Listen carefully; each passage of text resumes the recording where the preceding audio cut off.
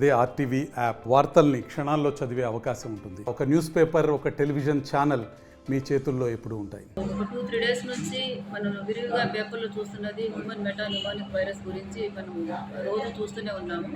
ప్రజలందరికీ ఈ సందర్భంగా నేను తెలియజేసేది ఏమనగా, ఈ వైరస్ ఇన్ఫెక్షన్ గురించి భయపడాల్సిన అవసరం అయితే లేదు. ఇది కూడా మామూలుగా ఇంతకుముందు మన సీజన్ వైజ్ వచ్చే వైరస్తో పాటు వచ్చే సంక్రమించే వ్యాధిగానే మనం పరిగణించాలి దీన్ని. బెంగళూరు నుంచి మనకు ఏపీకి వచ్చే అవకాశాలు ఏమైనా ఉన్నాయా అంటే, మనకు 4-5 డేస్ ముందు చిన్నారి అంటే 4.5 years ఏజ్ ఉన్న బాబుని, ఫస్ట్ పాపని ఈ వైరస్ లక్షణాలు ఉన్నట్టు కనుగొనడం జరిగింది బెంగళూరులో.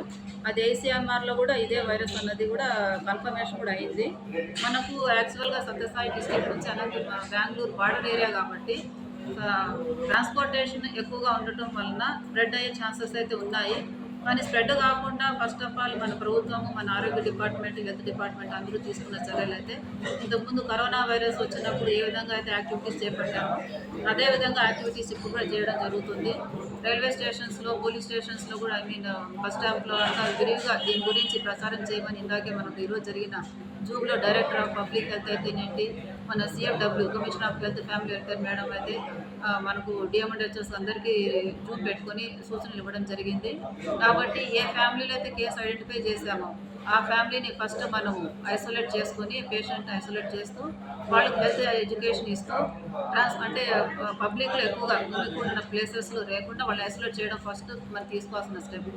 అలాగే ఎక్కువగా జనసాంద్రత ఎక్కువ ఉన్న ప్లేసెస్లో railway stations, bus stand, hotels, cinema theatres ఇలాంటి చోట్లంతా కరోనా అప్పుడు మనం పాటించిన యాక్టివిటీసే మనం తప్పకుండా పాటించాలి.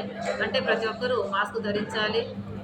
అదేవిధంగా మనము ఫ్రీక్వెంట్గా హ్యాండ్ వాష్ అంటే మన చేతులు శుభ్రంగా మనం కడుక్కోవడం అనే అలవాటు చేసుకోవాలి. మన చేతులతో విరివిగా మన కళ్ళు కానీ, ముక్కు కానీ, ముఖం కానీ, మూతి కానీ మనం టచ్ చేయకుండా చూసుకోవాలి. అలాగే శానిటైజర్స్ ప్రతి ఒక్కరూ తప్పకుండా పాటించాలి. ఇలా మనం చేసుకున్నట్లయితే మనం స్ప్రెడ్ని డ్రాప్లెట్ ఇన్ఫెక్షన్ అంటాం, వైరస్ ఇన్ఫెక్షన్స్ అంతా. ఈ కాఫ్ కోల్డ్తో ఎవరైతే సఫర్ అవుతుంటారో వాళ్ళు తగ్గిన వెంటనే ఆ చిన్నగా మనకు వచ్చే డ్రాప్లెట్స్ బిందు దానివల్లనే మన స్ప్రెడ్ అయ్యే ఇన్ఫెక్షన్స్. కాబట్టి ఇది తప్పనిసరిగా మనము రుమాలు, మాస్క్ ప్రతి ఒక్కరూ ధరించలేని పరిస్థితుల్లో వాళ్ళ దగ్గర ఉన్న రుమాలు వాడినా కూడా చాలు. ఒక హ్యాండ్ కర్చీఫ్ లేదు, హ్యాండ్ కర్చీఫ్ కూడా లేదు అన్నప్పుడు మన చేతులు అడ్డం పెట్టుకొని దగ్గినా తుమ్మినా మనం చేయగలిగితే మనం మ్యాక్సిమం ఒక 70-80% వరకు స్ప్రెడ్ని మనము అరికట్టగలమని ఈ సందర్భంగా పబ్లిక్ అందరికీ తెలియజేస్తున్నాను. అలాగే మన DH side, director of secondary health side, మనము డైరెక్టర్ ఆఫ్ హెల్త్ సైడ్ ఉన్నవి అంతా ప్రికాషన్ మెజర్స్ అంటే ఇన్ఫెక్షన్ స్ప్రెడ్ కాకుండా తీసుకునే చర్యల మీద ఎక్కువ మనము కాన్సన్ట్రేట్ చేయగలుగుతాము. అదేవిధంగా director of secondary health side అయితే ఇన్ఫెక్షన్ వచ్చాక మనం చేయాల్సిన యాక్టివిటీస్ ఏంటి, ట్రీట్మెంట్ పరంగా ఏం చేయాలనేది యాక్టివిటీస్ నిన్న మేడం గారు వాళ్ళకి సూచనలు ఇవ్వడం జరిగింది. అలాగే ప్రతి హాస్పిటల్లో కమ్యూనిటీ హెల్త్ సెంటర్ అయితేనేంటి, ఏరియా హాస్పిటల్ అయితేనేంటి, డిస్ట్రిక్ట్ హాస్పిటల్ అయితేనేంటి, ఈవెన్ గవర్నమెంట్ జనరల్ హాస్పిటల్ వరకు కూడా వాళ్ళ హాస్పిటల్ లెవెల్లో వాళ్ళకి సంబంధించిన ఇన్ఫ్రాస్ట్రక్చర్ వరకు ఈ కేసెస్ వస్తే how to take up the case, how to treat the case, how to avoid the complications అనే దాని మీద వాళ్ళకి సూచనలు ఇవ్వడం జరిగింది. కాబట్టి వాళ్ళ అరేంజ్మెంట్స్ ప్రతి హాస్పిటల్ను మొదలైపోయాయి. అంటే ప్రతి ఒక్కరూ ప్రతి హాస్పిటల్లను తప్పనిసరిగా ఓపీలో ఉన్నప్పుడు నేను చెప్పినట్టు ఇందాకే మాస్క్ ధరించడం, శానిటైజర్తో ఫ్రీక్వెంట్గా చేతులు కడుక్కోవడం, హ్యాండ్ వాష్ చేసుకోవడంతో పాటు ఈ యాక్టివిటీస్ కూడా, ఈ సూచనలు కూడా ఓపీకి వచ్చే పేషెంట్స్కి ఇవ్వాలి. అలాగే హెల్త్ పర్సనల్ కూడా వాడాలి. అలాగే ఇన్ఫెక్షన్ ఏదైనా చిన్నపిల్లలకైనా సరే, 60 years అబోవ్ ఉన్న ముసలి వారికైనా సరే ఈ లక్షణాలు కనిపిస్తే వెంటనే వాళ్ళకి మన ఓపీ పరంగా ట్రీట్మెంట్ ఇవ్వచ్చు, లేదా అడ్మిషన్ చేయాలి అన్న మన అవసరం బట్టి అడ్మిట్ చేయొచ్చు. ఆక్సిజన్ సిలిండర్స్ అందరినీ ప్రతి హాస్పిటల్లోనూ లభ్యంగా పెట్టుకోమన్నారు, నెబులైజర్స్ పెట్టమన్నారు. ప్రతి హాస్పిటల్లోనూ నేను మెడికల్ ఆఫీసర్ సూపరింటెండెంట్ పనిచేసి వచ్చాను కాబట్టి ఈ infrastructure, community health centre, area hospital గురించి నాకు ఐడియా ఉంది కాబట్టి చెప్తున్నాను. ప్రతి హాస్పిటల్లోనూ నెబులైజర్స్ ఉంటాయి, ఆక్సిజన్ సిలిండర్స్ ఉంటాయి. అండ్ అలాగే సెంట్రల్ ఆక్సిజన్ సప్లై కూడా మనకు మ్యాక్సిమం హాస్పిటల్స్లో కొన్ని రూమ్స్ తప్ప వార్డ్స్ అన్నింటిలోనూ సెంట్రల్ ఆక్సిజన్ సప్లై కూడా ఉంది మనకు. అలాగే oxygen plants and liquid oxygens ఇలాంటివన్నీ సప్లై అయితే ఉంది మనకు. ఆక్సిజన్ లేకుండా ఉన్న ఇన్స్టిట్యూట్ అనేది ఎక్కడా లేదు, director of secondary health. So మన కేసెస్ కూడా మనం ముఖ్యంగా చెప్పగలిగేది ప్యానిక్ అవ్వాల్సిన అవసరం లేదు, భయపడాల్సిన అవసరం లేదు. ట్రీట్మెంట్ పరంగా కూడా మన ప్రభుత్వము, మన ఆరోగ్య శాఖ అందరూ అలర్ట్గా ఉన్నారు. మనం స్ప్రెడ్ అయ్యే ఛాన్సెస్ ఉన్నాయి, కానీ మనం దాన్ని కూడా ఫేస్ చేయగలిగే సిచ్యువేషన్ ఉన్నామని ఈ సందర్భంగా తెలియజేస్తున్నాం. మనం కండక్ట్ చేసి జూమ్ మెడికల్ ఆఫీసర్స్ కూడా సూచనలు ఇవ్వడం జరుగుతుంది.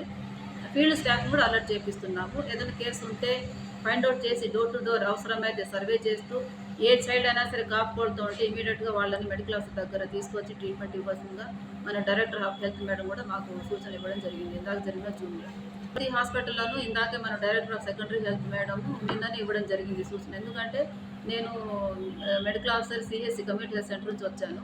వాళ్ళు నేను ఇంకా మెడికల్ ఆఫీసర్గానే ఉన్నాను అనుకొని నాకు ఫోన్ చేసి అడిగారు అనమాట, ఏమైనా బెడ్స్ అరేంజ్ చేస్తున్నారు, ఆక్సిజన్ స్టేటస్ ఏంటి అని.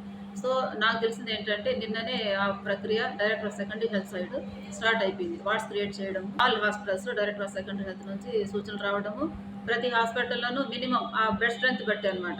మేమైతే 50 బెడెడ్ అనుకోండి 5 బెడ్స్ పెట్టేవాళ్ళం. డిస్ట్రిక్ట్ హాస్పిటల్ అనుకోండి ఒక 25 బెడ్స్ పెట్టడం. జనరల్ హాస్పిటల్ అయితే సపరేట్గా పీడియాట్రిక్ వార్డ్ ఉంటుంది. ఆ వార్డులో వాళ్ళు అక్కడ ఉన్న కేసెస్ బట్టి they will create separate ward for the cases infected with this virus అనేది కంపల్సరీగా చేస్తున్నారు. నిన్న యాక్టివిటీ అయితే ప్రక్రియ అయితే జరిగింది. డైరెక్టర్ ఆఫ్ హెల్త్ మేడం మాకు చెప్పారు, ఇప్పుడు ఫస్ట్ అయితే మన ప్రొఫిలాక్టిక్ మెజర్స్ అనమాట. అంటే ఇన్ఫెక్షన్ స్ప్రెడ్ కాకుండా మనం తీసుకోవాల్సిన జాగ్రత్తలు, పబ్లిక్ చేయవలసిన సూచనలు, మాస్క్ ధరించడము, శానిటైజర్, ఫ్రీక్వెంట్ హ్యాండ్ వాష్ అనేది చెప్తున్నారు. ఇంకా కేసెస్ ఎవరైనా కాఫ్ కోల్డ్ ఉంటే వాళ్ళని ఐసోలేట్ చేయడము, వాళ్ళ పబ్లిక్ సాంద్రత ఎక్కువ ఉన్న చోట రాకుండా చూసుకోవడం అనేది సూచనలు ఆ ఫ్యామిలీ మెంబర్స్ ఇమ్మంటున్నారు. ఇంకా కిట్స్, మల్టీప్లెక్స్ కిట్స్ అయితే మనకు ఐసీఎంఆర్ నుంచి కన్ఫర్మేషన్ అయ్యేది ఎప్పుడంతా కోవిడ్ అప్పుడు మనం చేసిన ప్రక్రియ అది కూడా మనకు విజయవాడలో ఎస్టాబ్లిష్ అయింది. కాకపోతే ప్రెసెంట్ మనకు మల్టీప్లెక్స్ అంటే వైరస్ ఇన్ఫెక్షన్ అనేది సూచించే కిట్స్ మనకు అవైలబిలిటీ ఉన్నాయి. కానీ యూనిప్లెక్స్ కిట్స్ ఒక 3-4 డేస్ పంపిస్తామంటున్నారు. ప్రెసెంట్ మనం శానిటైజర్స్, మాస్క్ అవంతా మన దగ్గర పిఎస్సి మెడికల్ ఆఫీసర్ లెవెల్లో ఉన్న హెచ్డిఎస్ బడ్జెట్ నుంచి దాన్ని అరేంజ్ చేసుకోమంటున్నాం. మరిన్ని వీడియోస్ కోసం ఛానల్ ని సబ్స్క్రైబ్ చేయండి. లేటెస్ట్ అప్డేట్స్ కోసం వాట్సాప్ ఛానల్ ని ఫాలో అవ్వండి. ఆ లింక్ డిస్క్రిప్షన్ లో ఉంది.